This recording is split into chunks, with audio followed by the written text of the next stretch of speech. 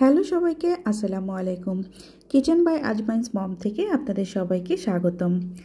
আজকে আমি আপনাদের জন্য নিয়ে এসেছি একদম রেস্টুরেন্ট স্টাইলের চাইনিজ ভেজিটেবল, যা বানাতে লাগবে মাত্র 4টি সবজি।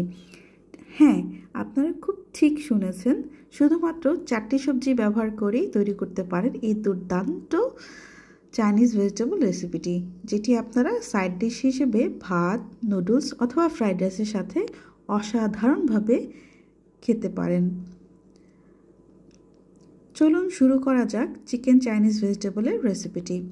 প্রথমে একটি প্যানে কিছুটা তেল নিয়ে নিব। এই রেসিপিটি আমরা খুব সহজভাবেই ধাপে ধাপে তৈরি করব, তাই আপনাদের মোটেও কঠিন মনে হবে না।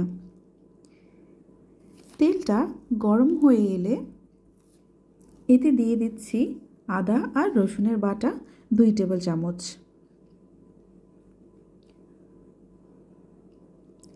এবার আদা রসুনের পেস্টটাকে খুব ভালো করে ভেজে নিতে হবে।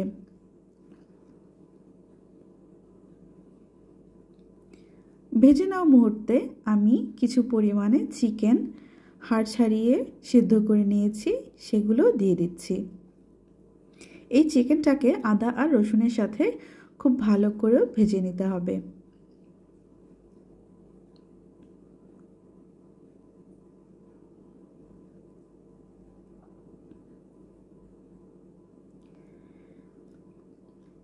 ভাজা হয়ে গেলে এবার আমি ছিটিয়ে দিব স্বাদ মতো লবণ। লবণ দিয়ে কিছুক্ষণ ভালো করে নেড়ে নিয়ে লবণটাকে সর্বত্র ছড়িয়ে দিতে হবে। খেয়াল রাখতে হবে চুলার আঁচটা সবসময় যাতে মিডিয়াম আঁচে থাকে। ভাজা রসুনের এবং আদার সুগন্ধ বেরিয়ে আসলে এবার আমি কেটে পরিষ্কার করে রাখা সবজিগুলো দিয়ে দিব। আমি সবজি হিসেবে ব্যবহার করেছি পেঁপে, গাজর, ক্যাপসিকাম এবং বরবটি। আপনারা ঘরে শুধুমাত্র পেঁপে, গাজর অথবা ক্যাপসিকাম দিয়ে মাত্র 2 থেকে 3টি সবজি দিয়ে এই চাইনিজ ভেজিটেবল রেসিপিটি তৈরি করতে পারেন। কাঁচা সবজিগুলোকে ঢেলে দিয়ে এবার আমি উচ্চ আঁচে সবজিগুলোকে 2 থেকে 3 মিনিট ভালো করে নেড়ে নেব।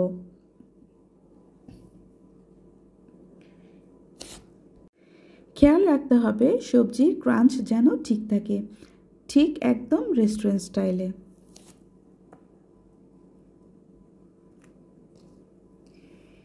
এরপর আমি দিয়ে দিলাম বাসায় তৈরিকৃত চিকেন স্টক। ঢেকে নিয়ে 2 মিনিট মিডিয়াম আঁচে সবজিগুলোকে ভালো করে একটু সিদ্ধ করে নিলাম।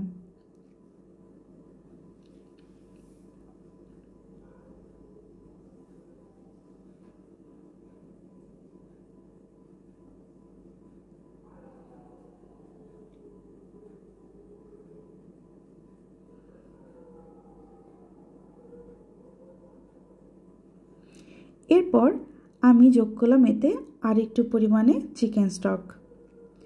এই চিকেন স্টকটা আমি বাসায় তৈরি করেছি। রেসিপিটি যদি আপনাদের প্রয়োজন হয় আমাকে অবশ্যই কমেন্ট বক্সে জানাবেন।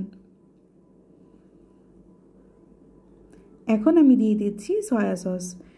আমি এতে ব্যবহার করেছি 2 টেবিল চামচ পরিমাণ সয়া সস।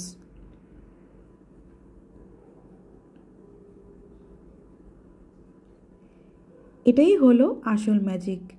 একটুখানি সয়া সস, স্বাদ মতো লবণ, এই কিছু সিজলিংই পুরো রেসিপিটাকে একদম রেস্টুরেন্টের মতো সুগন্ধ আর স্বাদ এনে দেবে। এখন আমি যোগ করছি ফালি করা কাঁচামরিচ। কাঁচামরিচটা সবজি সিদ্ধর একদম শেষ ধাপে দিলেই ভালো, কারণ কাঁচামরিচটা বেশি সিদ্ধ হয়ে গেলে রং এবং ফ্লেভার দুইটাই নষ্ট হয়ে যায়। তাই যত শেষের দিকে দেওয়া যায় তত ভালো। এবার 1 কাপ পানিতে আমি 1 চামচ পরিমাণ কর্নফ্লাওয়ার গুলে নিয়ে সবজিতে ঢেলে দেব। কিছুক্ষণ ভালো করে নেড়ে নেব এবং জালটা মিডিয়াম আঁচে রাখতে হবে।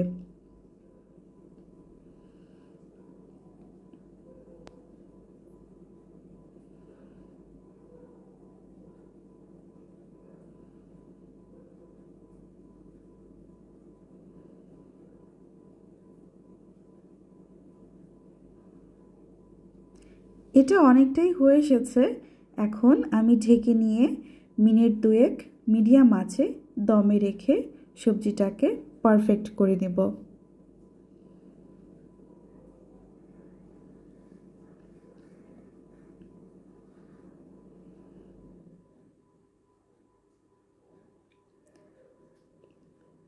ব্যাস, আমার চাইনিজ ভেজিটেবল অলমোস্ট রেডি।